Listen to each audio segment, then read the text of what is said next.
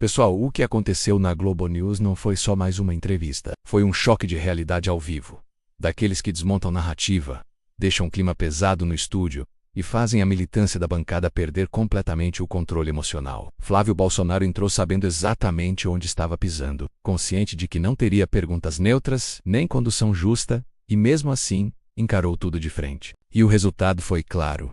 Cada tentativa de empurrar rótulos, distorções históricas e acusações prontas foi desmontada ponto a ponto, com calma, firmeza e inteligência. Não teve grito, não teve ataque pessoal, não teve desrespeito, teve argumento. E isso, para quem vive de narrativa, dói muito mais. E eu já começo te perguntando algo importante. Você consegue imaginar Flávio Bolsonaro como presidente do Brasil em 2027? E não é por empolgação vazia. É pelo que ele demonstra quando está sob pressão. Se você também acredita, escreve "eu acredito" aqui nos comentários, porque eu quero sentir a temperatura real do povo brasileiro, não a bolha fabricada da grande mídia. Voltando à entrevista, reparem numa coisa essencial.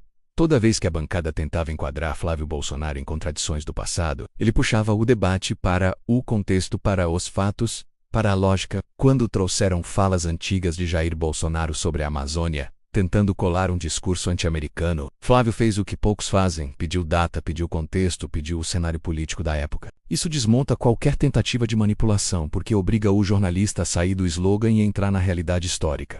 E qual era o contexto? Discussões sobre demarcações de terras indígenas, interesses internacionais no subsolo brasileiro, riquezas estratégicas sendo observadas por potências globais. Não era anti-americanismo, era defesa de soberania. Defender o Brasil nunca foi crime. E Flávio deixou isso claro, inclusive defendendo algo que a esquerda finge defender, mas nunca pratica a autonomia dos povos indígenas para explorarem suas próprias terras se assim desejarem, gerando riqueza para si e para o país. A bancada tentou, então, mudar o foco. Trouxeram o tema da anistia, das tarifas, da carta de Trump, tentando empurrar a narrativa de chantagem política, e mais uma vez Flávio foi cirúrgico. Ele não falou como porta-voz de Trump, não fingiu ter controle sobre decisões externas. Ele fez algo muito mais honesto.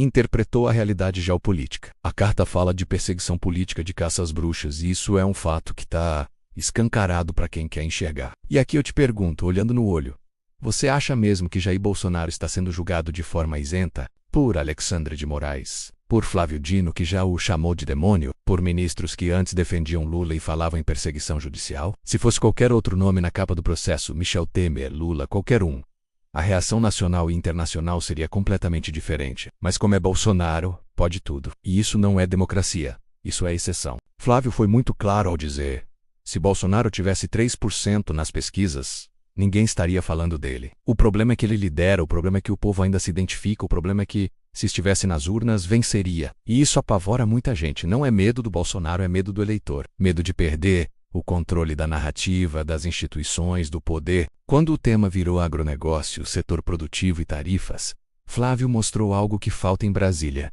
empatia real. Ele se colocou no lugar do produtor, do exportador, do trabalhador que está pagando a conta de decisões políticas travestidas de economia. Não há lógica econômica nessas tarifas.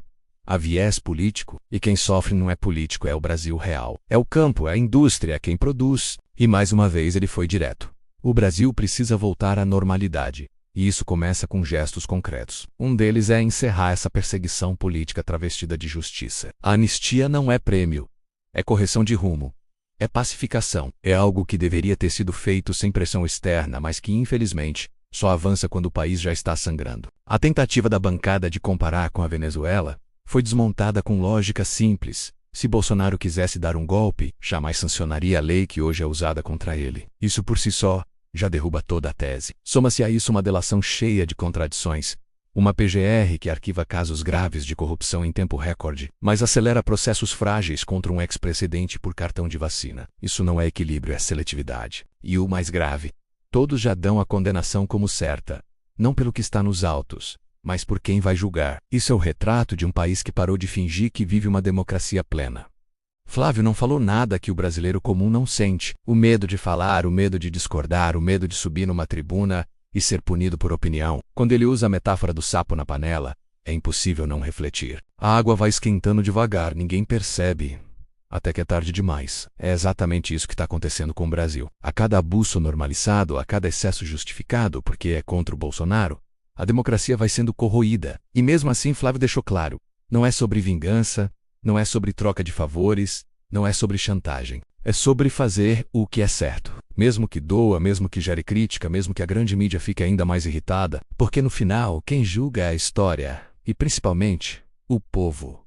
Pessoal, o que vimos na Globo News foi simbólico. Flávio Bolsonaro entrou num ambiente hostil e saiu maior. Não porque venceu jornalistas, mas porque expôs o jogo. Sem gritar, sem atacar, sem perder a compostura. Isso é preparo. Isso é maturidade política. Isso é alguém que sabe onde quer chegar. A eleição de 2026 vai ser dura, suja, pesada. A grande mídia vai jogar contra, como sempre. Mas toda vez que Flávio tiver espaço, pode ter certeza, ele vai usar para mostrar que existe outra visão de Brasil. Uma visão que respeita o eleitor, que respeita a soberania e que não se curva a narrativas prontas. E agora eu volto para você. Você acredita em Flávio Bolsonaro presidente em 2027? Se acredita, escreve eu acredito aqui nos comentários. Quero ver a força do povo brasileiro de verdade. Diz também o que você achou da entrevista. Se concorda, se discorda, mas participe. Se você chegou até aqui, deixa o like, se inscreve no canal e compartilha esse vídeo porque informação que incomoda precisa circular. Obrigado a você que ficou até o final. Que Deus abençoe o nosso Brasil. Até o próximo vídeo.